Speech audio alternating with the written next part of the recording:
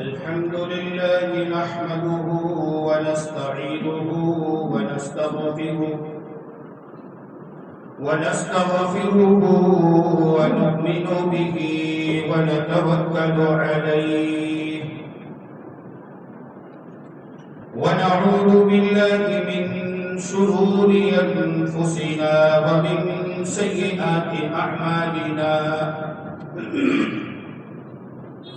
ونعوذ بالله من شرور أنفسنا ومن سيئات أعمالنا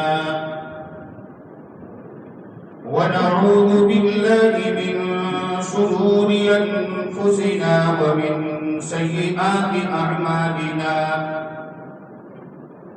من يهده الله فلا مضل له ومن يضلله فلا هادي له ونشهد أن لا إله إلا الله وحده لا شريك له ونشهد أن سيدنا وشفيعنا وحبيبنا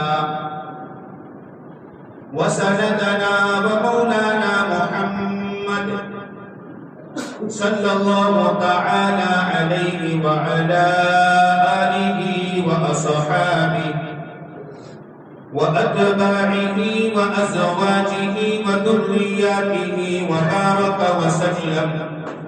وبارك وسلم تسليما كثيرا أما بعد فقد قال الله تبارك وتعالى أعوذ بالله من الشيطان الرجيم بسم الله الرحمن الرحيم يا أيها الناس اتقوا ربكم الذي خلقكم من نفس واحدة وخلق منها زوجها وبث منهما رجالا كثيرا ونساء واتقوا الله الذي تساءلون به والأرحام إن الله كان عليكم رقيبا وقال النبي صلى الله عليه وسلم يا معشر الشباب من استطاع منكم الباءة فليتزوج فإنه أغض للبصر وأحسن للفرج ومن لم يستطع فعليه بالصوم فإنه له وجاء وقال النبي صلى الله عليه وسلم إذا تزوج العبد فقد استكمل نصف الدين فليتق الله في النصف الباقي أو كما قال عليه الصلاة والتسليم محترم دوستو اور بزرگوں، رمضان کے بعد سے تقریباً یہ 5واں جمعہ ہے۔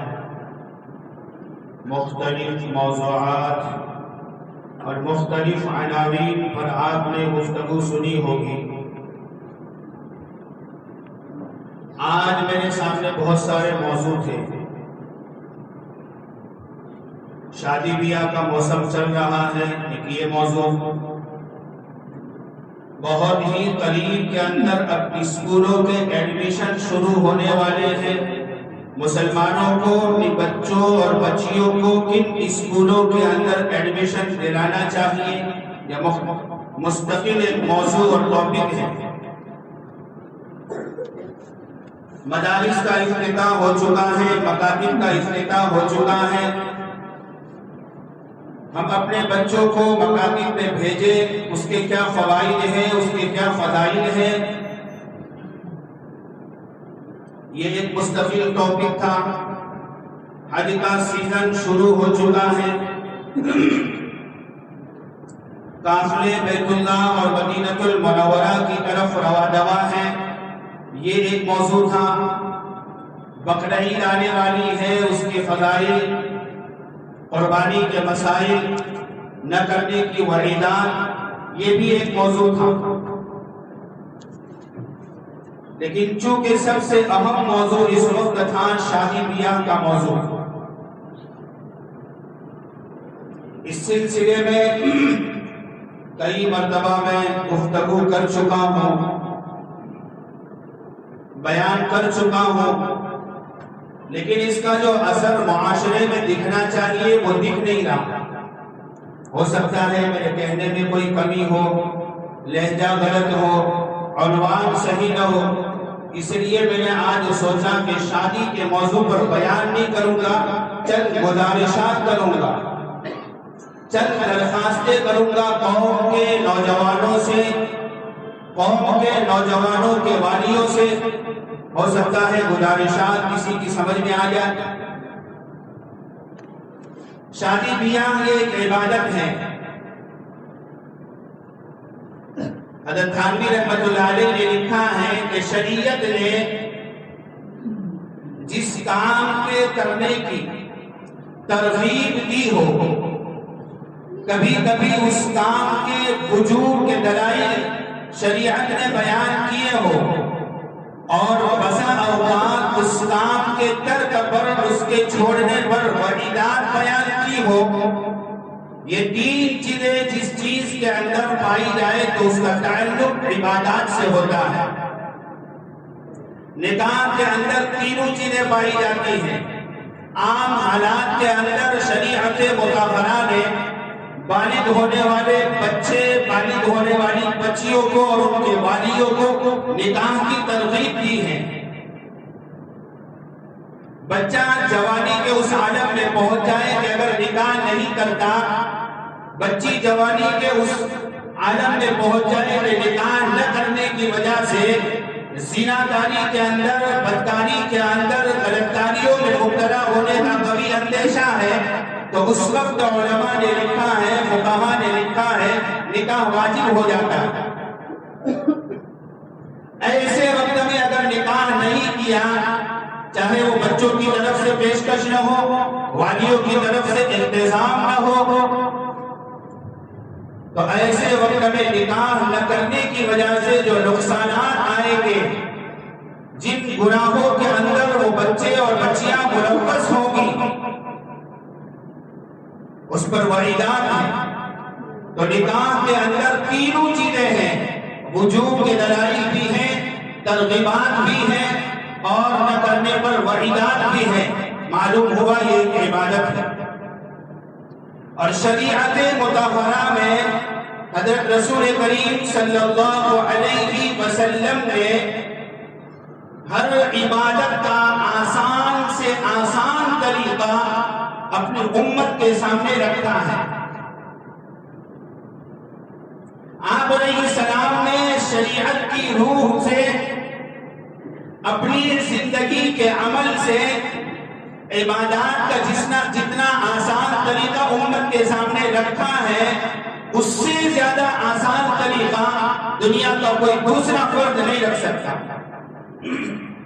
یہ نہیں کہ صرف آپ نے زبان سے اپنے امت کو اس کے فضائل بیان فرمائے، اس کی ترغیبات دی، اس کے چھوڑنے پر وعیدات بیان فرمائی، بلکہ آپ نے بذات خود اپنی زندگی میں ان چیزوں پر عمل کر کے امت کو عملی نمونہ دکھلایا کہ یہ کام کوئی مشکل نہیں ہے۔ تو انہی عبادات میں سے ایک بڑی عبادت نکاح ہے، شادی بیاہ ہے۔ آج معاشرے کا کیا حال ہے نکاح کے تعلق سے، دنیا کا ہر فرد جانتا ہے۔ سب سے پہلا مسئلہ آتا ہے نکاح سے پہلے منگنی کا۔ ہر انسان اپنی سوچ کے حساب سے ایک کیٹیگری، میرا لڑکا یہاں تک پڑھا ہوا ہے، میرا لڑکا بی کام کیے ہوئے ہیں، ایم کام کیے ہوئے ہیں، LLB کیے ہوئے ہیں، میرے لڑکے کے پاس بڑا بڑا ڈگریاں ہیں، اس لیے مجھے لڑکی بھی اسی ٹائپ کی چاہیے۔ لڑکا ڈاکٹر ہے، لڑکی بھی ڈاکٹر چاہیے۔ تو یہ دنیا کے انسانوں کے خود ساختہ کیٹیگریاں ہیں۔ یہ میں نے اور آپ نے اپنی سوچ کے حساب سے توازن پیدا کیا ہے۔ شریعت کے اندر اس کی کوئی اصل نہیں ہے۔ شریعت میں تو آپ علیہ السلام نے یہ فرمایا تنکح المرأة لأربع لمالها ولحسبها ولجمالها ولدینها فاظفر بذات الدین. مال کی بنیاد پر نکاح کر رہے ہو تو مت کرنا، خاندان کی وجاہت کو دیکھ کر نکاح کر رہے ہو تو مت کرنا، اس کا حسب نسب اس کا حسن و جمال دیکھ کر نکاح کر رہے ہو مت کرنا. فرمایا وَلِدِينِهَا فَاظْفَرْ بِذَاتِ الدِّينِ، دین کو مد نظر رکھ کر اپنے بیٹوں اور بیٹیوں کی منگنی کے پیغام بھیجو.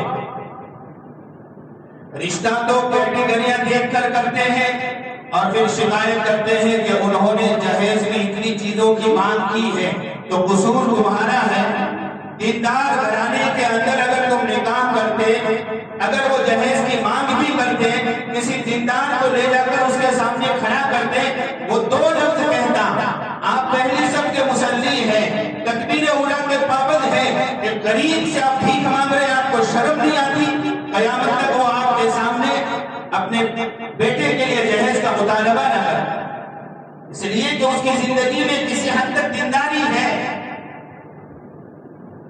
اسے شرم محسوس ہوتی. لیکن ان ساری چیزوں کو بالائے طاق رکھ کر دنیاوی وجوہات کی بنیاد پر نکاح کیے جاتے ہیں جس کے نقصانات معاشرے کے اندر پھیل رہے ہیں. اس مجلس کے اندر کتنے ایسے بڑے باپ ہوں گے جن کے گھروں میں 20 سال سے بڑی بیٹیاں 2 3 4 بیٹیاں بیٹھی ہوں گی، نکاح کا انتظام نہیں ہے، کیٹیگری والے مل نہیں رہے ہیں، یا تو پھر وہ بیٹیاں غریب ہیں، سامنے والوں کے مطالبات پر کھری نہیں اتر رہی ہیں، ان کو بھیک میں گاڑیاں چاہیے، گاڑیاں دینے کی ان کی سخت نہیں ہے، اس لیے وہ بیٹیاں بیٹھی ہوئی ہیں. یاد رکھنا، میں پہلے بھی کہہ چکا ہوں پھر کہہ رہا ہوں، انسان کو جب بھوک لگتی ہے، انسان کو جب بھوک لگتی ہے اور بھوک کے برداشت کرنے کی ایک حد ہوتی ہے، جب وہ حد پار ہو جاتی ہے اور کوئی حلال چیز انسان کو کھانے کے لیے میسر نہیں ہوتی، تو پھر وہ انسان نہ چاہتے ہوئے بھی اپنا ہاتھ حرام کی طرف بڑھاتا ہے، اپنا ہاتھ مشتبہ لقمے کی طرف بڑھاتا ہے. کیوں؟ یہ اس کی مجبوری ہے، حلال چیز اس کو میسر نہ آئی، نہ کوئی اس کے پاس حلال چیز لے کر آیا. خواہشات کی بھوک انسان کی پیٹ کی بھوک سے زیادہ خطرناک ہے. بچہ جوان ہو گیا ہے، بچی جوان ہو گئی ہے، اب اس کے اندر بلوغت کے بعد یہ بھوک پیدا ہونا شروع ہو جاتی ہے. اب ایک مفتی صاحب کا رمضان میں نے بیان سنا، بڑی اچھی بات انہوں نے بیان فرمائی. بیواؤں کے تعلق سے معاشرے میں ایک فکر کی جاتی ہے، خاندان میں کوئی بیوہ ہے، محلے میں کوئی بیوہ ہے تو لوگ اپنی زکوٰۃ کے پیسوں سے، اپنے صدقۃ الفطر کے پیسوں سے اور کوئی اللہ ماشاءاللہ اپنے للہ پیسوں سے ان کے گھروں میں راشن بھجواتا ہے، تیل بھجواتا ہے تاکہ ان کی ضرورت پوری ہو جائے.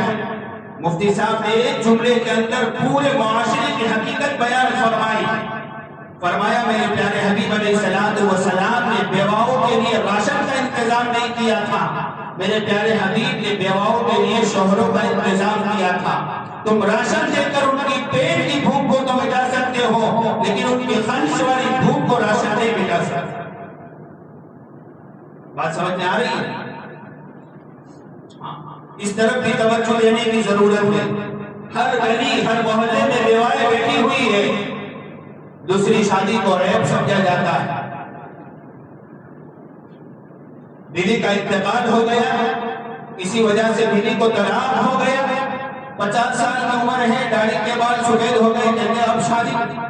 اور باپ اگر شادی کا تذکرہ کرتا ہے تو بیٹے ایسے شیر کی نگاہ سے باپ کو گھرتے ہیں جیسے باپ دنیا کا سب سے بڑا حرام کام کرنے جا رہا. بلکہ اولاد کو چاہیے کہ باپ کو ترغیب دے، کہ ہماری غیر موجودگی میں آپ اپنی بہوؤں سے اپنے دل کی بات نہیں کہہ سکتے، اس لیے آپ کے اندر اللہ نے طاقت دی ہے، آپ دوسری شادی کریں، آپ کا بھی گھر آباد ہوگا، کسی بیوہ کا بھی گھر آباد ہوگا، کسی کا سہارا بنیں گے، اس کا ثواب الگ سے ملے گا۔ لیکن معاشرے کا اصول دستور ہی ہم نے کچھ الگ ہی بنا لیا، اللہ حفاظت کرے۔ تو بات میں یہ عرض کر رہا تھا کہ بچے اور بچیاں جب بالغ ہو جاتی ہیں تو ان کے اندر یہ خواہشات کی بھوک پیدا ہونا شروع ہو جاتی ہے۔ اب ہم نے اپنے معاشرے کے وہ اصول بنا دیے ہیں، اتنے لاکھ جمع کرو اس کے بعد ہی بیٹی کی شادی ہو سکتی ہے، اتنے لاکھ جمع کرو اس کے بعد ہی بیٹے کی شادی ہو سکتی ہے، خود کا گھر ہونا ضروری ہے، گاڑی ہونا ضروری ہے، بلیٹ لینا شادی کے اندر ضروری ہے، اور وہ بھی دکھانے کے لیے سب کے سامنے کھڑا کرنا تاکہ آنے والا ہر غریب اسے دیکھ کر آنسو بہائے اور تو تمہاری جہنم کی آنکھ آنسو سے بھڑکتی رہے۔ یہ معاشرہ بنایا میں نے اور آپ نے۔ خدا کے لیے رحم کرو غریبوں پر، اللہ نے مال دیا ہے، ضروری نہیں ہے کہ شادی بیاہ پر خرچ کریں گے تو ہی آپ کا مال قبول ہوگا۔ آپ اپنے بیٹے کی شادی کر رہے ہیں، آپ نے سوچا کہ بیٹے کی شادی میں 10 لاکھ اڑانے ہیں، محلے کے اندر دیکھو کئی غریبوں کی بچیاں بیٹھی ہیں، آپ ان کے گھروں پر جا کر پیغام دو، ان سے کہو کہ آپ مناسب رشتہ ڈھونڈو، فلانی تاریخ کو میں اپنے بیٹی کی شادی کر رہا ہوں، 10 لاکھ خرچ کا میں نے ارادہ کیا ہے، اپنے بیٹے کا خرچ مختصر کر کے محلے کی 10 بیواؤں کی، 10 غریبوں کی، 10 یتیموں کی بیٹیوں کی شادیاں میں اپنے بیٹے کی شادی کے خرچ سے کراؤں گا۔ پھر آپ اپنے بیٹے کی زندگی میں خوشگواریاں دیکھیں گے، آپ اپنے بیٹے کی شادی کے بعد اس کی ازدواجی زندگی کے اندر سکون محسوس کریں گے، اطمینان محسوس کریں گے، وہ چین سکون کا سانس لیتے ہوئے زندگی گزارے گا۔ ہوتا کیا ہے، باپ نے بیٹے کی شادی کی عمر تک جتنی رقم جمع کی ہے شادی میں ساری اڑا دیتے ہیں۔ یہ آنکھوں دیکھی باتیں بیان کر رہا۔ پھر ہوتا کیا ہے، بہو کا کسی وجہ سے ساس سے انبن ہو گیا، ہوتا ہے، بہو دوسرے خاندان کی ہے، الگ گھر میں پلی ہوئی ہے، الگ مزاج میں پلی ہوئی ہے، ساس کا مزاج اس کی ماں سے الگ ہے، ادھر نندوں کا مزاج اس کی بہنوں سے مختلف ہے، بڑی بھابھیوں کا مزاج الگ ہے، تو جمتی نہیں ہے۔ شوہر کا حق ہے، اس بیٹے کا حق ہے کہ وہ شادی کے بعد اپنے باپ سے درخواست کرے، ریکویسٹ کرے کہ مجھے میرا حصہ لے کر ایک الگ سے گھر دے دو، میں اپنی بیوی کے ساتھ سکون کی زندگی گزاروں۔ اگر کوئی بیٹا باپ کے سامنے یہ مطالبہ کر دے، معاشرے کا حال دیکھیے، گویا کہ سب سے بڑی نافرمانی کا جملہ اس بیٹے نے اپنے باپ کے سامنے کہہ دیا۔ یہ حق ہے اس کا۔ حضرت تھانوی نے لکھا ہے کہ معاشرت کے اندر آپس میں خاندان کے اندر اگر اتحاد اتفاق چھوڑ چاہتے ہو، بیٹے کی شادی کرائی، 1 مہینے تک بہو کو اپنے ساتھ رکھو تاکہ اس کو گھر کیسے چلانا ہے، کم پیسوں میں کس طریقے سے گزران کرنا ہے، معیشت کو کیسے بچانا ہے، شوہر کے حقوق کیا ہے، چونکہ وہ ابھی نہیں ہے، ذمہ داری ابھی نہیں اس کے سر پر آئی ہے، تو بڑی بھابیاں اور ساس مل کر اس کو وہ چیزیں سمجھا دے، 1 مہینے کے بعد اس کو گھر دے کر الگ کر دو۔ اب حال یہ ہوتا ہے کہ باپ کے پاس جتنی دولت تھی وہ ساری کی ساری دولت باپ نے شادی بیاہ میں خرچ کر دی، اب رہا کچھ نہیں۔ اب بیٹا اگر الگ گھر کا مطالبہ کرتا ہے تو سب سے بڑا نافرمان ہو جاتا ہے۔ یہ حقیقت ہے آج کے معاشرے۔ اس لیے بھائیوں، دوستوں، بزرگوں، حدیث پاک میں اندر اللہ کے نبی علیہ السلام نے بابرکت نکاح، ایسے نکاحوں کو کہا جن میں خرچ کم ہو۔ ان اعظم النکاح برکۃ ایسرہ مغونا، کہ بڑی برکتیں ان نکاحوں میں ہوتی ہیں جن کے خرچوں کا بوجھ شادی کرنے والوں پر کم ہوتا ہے۔ ایک باپ بڑی مشکل سے کما کر اپنی بیٹی کی شادی کرتا ہے، اخراجات پورے نہیں ہوتے، قرض لیتا ہے، کوئی قرض نہیں دیتا تو آج کل لوگ سودی قرض لیتے ہیں، لون لیتے ہیں، شادیوں کے لیے لون لی جا رہی ہے۔ ایک آسان سی چیز کے لیے جس میں صرف اور صرف 2 جملے کی ضرورت ہوتی ہے، لڑکا کہہ دے کہ میں تم سے شادی کر رہا ہوں، یا لڑکی کہہ دے کہ میں تم سے شادی کر رہی ہوں، اور لڑکا کہہ دے جی ہاں مجھے قبول ہے، 2 کلو چھوارے لا کر اس کو تقسیم کر دو، شادی ہو گئی۔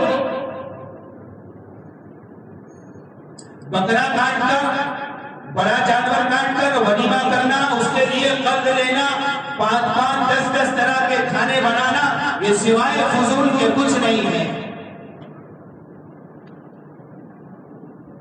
وہ لوگ جو گھروں میں چاول کا ایک دانہ گر جائے تو بیویوں پر برس پڑتے ہیں، ولیموں کے کھانے جب کھانے جاتے ہیں، بارات کے کھانے جب کھانے جاتے ہیں، کتنا کھانا خراب کرتے ہیں، ذرا جہاں برتن دھلتے ہیں وہاں جا کر دیکھیں۔ کیوں؟ اس کھانے کے پیچھے اس کی محنت تھوڑی لگی ہے، وہ تو وہ باپ جانتا ہے۔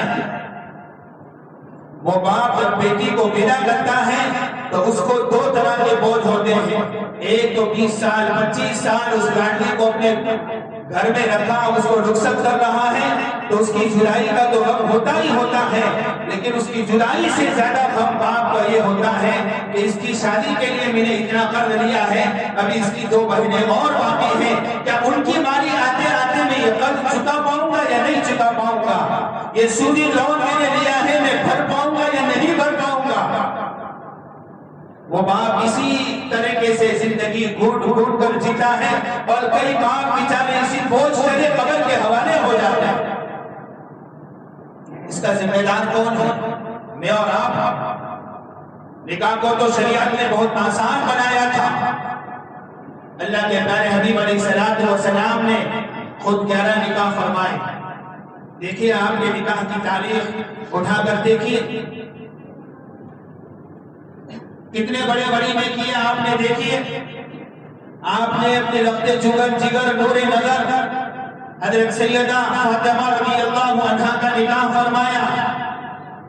علماء نے کتابوں میں لکھا ہے کہ حضرت فاطمہ کا نکاح ہو رہا تھا، اس وقت اگر اللہ کے نبی علیہ السلام آسمان کی طرف ہاتھ اٹھاتے اور یہ کہتے کہ اللہ جنت کے عورتوں کی سردارت کا نکاح ہو رہا ہے، امام الانبیاء کی لخت جگر کا نکاح ہو رہا ہے، اس کے پاس پہننے کے لیے اچھا کپڑا نہیں ہے، لکھنے والوں نے لکھا ہے پیغمبر ہاتھ اٹھاتا یہ جملے کہتا تو اللہ آسمان سے جنت کا کپڑا اٹھاتے۔ میں کہتا ہوں نبی علیہ السلام کو ہاتھ اٹھانے کی ضرورت نہیں تھی، جملے کہنے کی ضرورت نہیں تھی، صرف میرا پیغمبر آسمان کی طرف اس دن نگاہ اٹھاتا، اس لیے کہ میرا رب تو ہر ایک کے تقاضے جانتا ہے۔ تحویل قبلہ کا مسئلہ ہوا، بیت المقدس کی طرف نماز ہو رہی تھی، یہودی تانا دیتے تھے، اللہ کے نبی علیہ السلام بارہا آسمان کی طرف دیکھتے تھے، قرآن کہہ رہا ہے حضور نے کوئی جملہ نہیں نکالا، میرے رب نے حضور کی صرف نگاہ کو سمجھ لیا، میرا پیغمبر بار بار آسمان کی طرف دیکھ کیوں رہا ہے؟ وہ چاہتا ہے کہ قبلہ بیت المقدس سے ہٹ کر بیت اللہ کی طرف ہو جائے۔ عین نماز میں اللہ نے حکم دیا، میرے پیغمبر کو ہاتھ اٹھا کر دعا مانگنے کی ضرورت نہیں تھی، اور وہ فاطمہ رضی اللہ عنہا حقدار تھی کہ اس کے لیے 5 لاکھ نہیں، 5 کروڑ نہیں، 50 کروڑ کا جوڑا اللہ آسمان سے اتارتا۔ بیٹی کس کی ہے؟ امام الانبیاء کی ہے، جا کہاں رہی ہے؟ حیدر کرار کی نکاح میں جا رہی، نبی کا نسب ان سے چلنا ہے۔ آپ کے سارے بیٹے دنیا سے رخصت ہو گئے بالغ ہونے سے پہلے، آپ کا نسب حضرت حسنین سے چلنا ہے جو حضرت فاطمہ کے وطن سے پیدا ہونے والے ہیں، جنت کی عورتوں کی سردارن ہے۔ لیکن نبی علیہ السلام نے کوئی دعا نہیں کی، کوئی جوڑا آسمان سے نہیں منگایا، کوئی اہتمام نہیں فرمایا خرید کا۔ کیوں؟ امت میں ہر طبقے کے لوگ ہیں، عبد الرحمن بن عوف بھی ہیں، تو غریب سے غریب صحابی ابو ہریرہ بھی ہیں، کہ جن کے پاس کھانے کے لیے 2 وقت کی روٹی میسر ہے۔ عبد الرحمن تو فاطمہ کی نقل کرتے ہوئے اپنی بیٹی کے لیے اچھے سے اچھا جوڑا خرید لے گا، لیکن ابو ہریرہ جب اپنی بیٹی کی شادی کرے گا تو وہ پیسے کہاں سے لائے گا؟ یہ ساری چیزیں سامنے رکھ کر پیارے حبیب علیہ السلام نے اپنے لخت جگر نور نظر کا نکاح فرمایا۔ لوگ کہتے ہیں آپ نے حضرت فاطمہ رضی اللہ عنہا کو جہیز دیا۔ محققین علماء نے لکھا ہے کہ وہ جہیز نہیں تھا، حضرت علی رضی اللہ عنہ حضور کی پرورش میں تھے، حضرت علی کے سارے اخراجات حضور سنبھالتے تھے۔ حضرت علی رضی اللہ عنہ کے پاس ایک قیمتی زرہ تھی، اس زرہ کو بیچ کر گھر کی ضرورت کی چند چیزیں آپ نے ان پیسوں سے حضرت فاطمہ کو دی تھی۔ وہ جہزت کا لفظ حدیث میں آتا ہے، اس سے محدثین نے لکھا ہے اس زمانے کا جو متعارف جہیز ہے وہ مراد نہیں ہے، بلکہ اس جہزت سے مراد اس وقت کی گھر کی ضرورت کی چیزیں تھی۔ اور دیا بھی کیا تھا؟ اگر مان لیا جائے کہ حضرت فاطمہ نے جہیز لیا تھا، حضرت علی نے جہیز لیا تھا، حضور نے دیا تھا، تو کیا دیا تھا؟ اس کی نقل تم بھی کرو۔ ایک تکیہ جس میں ایک قسم کی خوشبو والی گھاس آتی ہے جزخر، وہ بری ہوئی ہے، ایک بسکر، ایک چکی اور چھوٹے موٹے مشکیزے۔ بالٹی آج کے زمانے کے حساب سے سمجھ لیجیے، آج کسی کی شادی ہو رہی ہے، کوئی دوست یہ چیزیں دے کر ذرا دے دے، پھر دیکھے کیا حال بنتا ہے اس دوست کا شادی کے بعد۔ اگر حضرت فاطمہ کی نقل کرنی ہے تو یہ ہے حضرت فاطمہ کے جہیز کا سامان۔ اب تو بھائیوں دوستوں بزرگوں وقت بہت ہو چکا ہے، غیر بھی اپنے معاشروں کی فکر کر رہے ہیں۔ اب اخباروں میں پڑھیں گے بہت ساری برادریوں کے بڑے لوگ جمع ہو کر مشورے کرتے ہیں، میٹنگیں کرتے ہیں، اور ان چیزوں پر خاص طور سے شادی بیاہ کے اندر جو فضول خرچ ہوتا ہے اس کے بارے میں سوچتے ہیں، قانون اور رولز پاس کرتے ہیں کہ شادی کے اندر بینڈ باجا نہیں بجے گا، شادی کے اندر گھوڑا گھوڑی نہیں آئے گی، شادی کے اندر یہ چیزیں نہیں ہوگی۔ اور ایک مسلمان ہے ایک دوسرے کے کمپٹیشن میں اترا ہوا ہے، اس نے 7 لاکھ خرچ کیے، میں 10 کروں گا، اس نے 10 کیے، وہ اپنے پیسے دکھانا چاہتا ہے، میں 15 دے کر اسے بتاؤں گا تجھ سے بڑا امیر محلے میں میں ہوں۔ یہ اس قوم کا حال ہے جس کو آسان سے آسان شریعت دے کر یوں کہا گیا تھا، ما آتاکم الرسول فخذوہ وما نہاکم عنہ فانتہوا۔ نبی جو شریعت دے، نبی جو چیز دے اسے خوشی خوشی لے لو، نبی جس چیز سے روکے اس سے رک جاؤ۔ اس قوم کا حال ہے۔ پھر کہاں سے زندگیوں میں سکون آئے گا؟ اس لیے معاشرے کے جو بڑے لوگ ہیں، علاقہ کے جو مختلف علاقوں کے لوگ رہتے ہیں، سوچے اس پر غور کریں، چند افراد بیٹھ کر غور کریں، اپنے گھروں سے اس کی ابتدا کریں۔ پیسہ خرچ کرنا ہے، میں نے طریقہ بتایا، غریبوں کی بچیوں کا۔ ہندوستان میں ایک بہت بڑی برادری آباد ہے، میمن برادری۔ یہاں پتہ نہیں ہے نہیں، ہمارے علاقے میں بہت لوگ ہیں اور بڑے بڑے مالدار ہیں۔ میمنوں کی خصوصیت ہے کہ وہ کبھی جلدی کسی کے وہاں نوکری نہیں کرتے، چائے بیچیں گے لیکن خود کا کاروبار کریں۔ ان کے وہاں ہر سال ایک فنکشن ہوتا ہے جس کو ہماری زبان میں بولتے ہیں سمو لگن، ایک سال اجتماعی نکاح۔ اللہ نے جس کو مال دیا ہے، کوئی چاول کا خرچ اٹھاتا ہے، کوئی میٹھے کا خرچ اٹھاتا ہے، کوئی چھواروں کا خرچ اٹھاتا ہے۔ اعلان ہوتا ہے پوری برادری میں، جو لوگ اپنی بیٹیوں کی شادیاں نہیں کر سکتے، فلانی تاریخ کو فلانی جگہ پر اجتماعی نکاح ہونے والے ہیں، اپنا بیٹی کا باپ کا نام اخراج کرا لے، ساری چیزوں کا انتظام کرے گا۔ اور کرے گا سماج کرے گا، جن کو اللہ نے مال دیا ہے وہ لوگ کریں گے۔ آپ کو کچھ نہیں کرنا، آپ کو بس ایسا لگے کہ بیٹی کی شادی ہوئی، آپ کی حیثیت کے مطابق 10,000 20,000 5,000 جتنی اللہ نے آپ کو حیثیت دی ہے وہ آپ جا کر رقم جمع کریں، تاکہ آپ کو بھی احساس ہو کہ نہیں ہم نے بھی بیٹی کی شادی کی اور اس کے پیچھے خرچ کیا۔ ہم بھی اس سلسلے میں سوچیں، بیٹھ کر غریبوں کا بھلا ہوگا، زنا کاریاں ختم ہو جائے گی، بدکاریاں ختم ہو جائے گی، نکاح کتنا سستا ہوگا، لوگ اتنا جلدی نکاح کی طرف راغب ہوں گے، اور جب نکاح عام ہو جائے گا، جلدی نکاح ہونا شروع ہوں گے، تو ظاہر سی بات ہے بھوک لگنے پر کھانا مل جائے گا حلال، تو کوئی حرام کی طرف نہیں جائے گا۔ اس لیے آج کل معاشرے کے اندر ہماری بیٹیاں اپنی جو عزتیں نیلام کرتی ہیں، اس کا ایک بڑا سبب اور ایک بڑی وجہ دیری سے نکاح، اور دیری سے نکاح کی ایک بڑی اور بنیادی وجہ شادیوں میں بے جا اخراجات ہیں۔ اس لیے میں پھر ایک مرتبہ قوم کے ذمہ دار، علاقوں کے ذمہ داروں سے عاجزانہ گزارش کرتا ہوں، آپ ہر موضوع پر بیٹھ کر سوچتے ہیں، ہر چیز کی فکر کرتے ہیں، کبھی اس موضوع پر بھی سوچیں، اس کے لیے بھی اللہ نے آپ کو جو صلاحیتیں دی ہیں وہ صلاحیت لگائیں، لوگوں کو جمع کریں، اس طریقے سے اس چیز کو معاشرے سے ختم کیا جائے۔ لڑکیوں کی طرف سے کھانا بنانا بالکل بند کر دیا جائے، کئی علاقوں میں بند ہے، باہر سے آنے والے مہمانوں کو پہلے اطلاع دی جائے، ہمارے یہاں کھانے کا کوئی انتظام نہیں ہے، اگر آپ کو میری بیٹی کی شادی میں آنے کا شوق ہے تو آپ کھانے کا انتظام خود کریں گے، آنے جانے کے کرائے کا انتظام خود کریں گے، اور اگر آپ یہ سب برداشت نہیں کر سکتے، ہم نے اپنی بیٹی کی شادی کی دعوت آپ تک پہنچا دی، آپ وہیں سے دعا دے دیجئے، حاضرین کی دعا کے مقابلے میں حدیث میں ہے غائبین کی دعا جلدی قبول ہوتی ہے۔ کئی لوگوں نے ایسا کر کے امت کو نکلایا، کارڈ چھپاتے ہیں، اب کتنے مہنگے کارڈ ہوتے ہیں، حالانکہ کارڈ کا مقصد کیا ہوتا ہے؟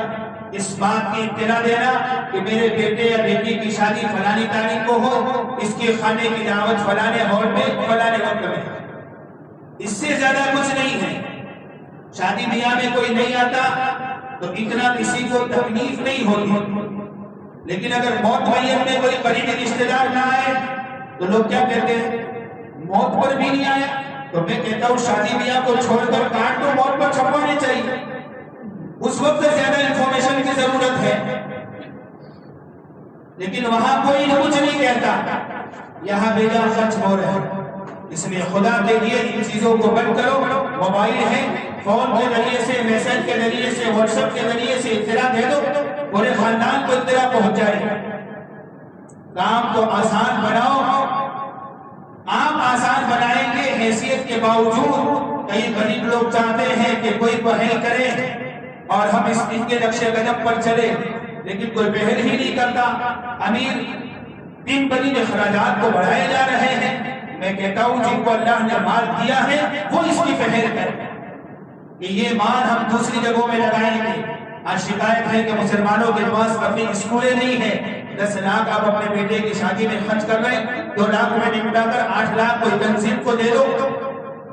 ایک سال صرف مالونی والے اپنے شادی کے خرچ کا آدھا خرچ، یہ میری بات لکھ لینا اور سروے کرنا، صرف مالونی والے اپنی شادیوں کا آدھا خرچ جمع کر لے، بہت بڑی کالج اور بہت بڑی یونیورسٹی مسلمانوں کی بن سکتی ہے ایک سال میں، زیادہ کی بات نہیں کرتا۔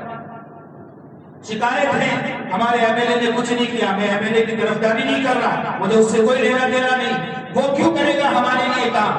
ہم اپنے پیسے برباد کر رہے، اپنے بچوں کے مستقبل کے بارے میں سوچ نہیں رہے۔ یا لگانا ہے وہاں لگاؤ، دینی اداروں پر لگاؤ، دینی درسگاہوں پر لگاؤ، مساجد میں کسی چیز کی کمی ہے وہاں لگاؤ، تاکہ ہمارے اولاد کا مستقبل اس کے ذریعے سے روشن ہو۔ کریں گے بھائی سارے ساتھی اس کی فکر، اللہ مجھے بھی باتوں پر عمل کی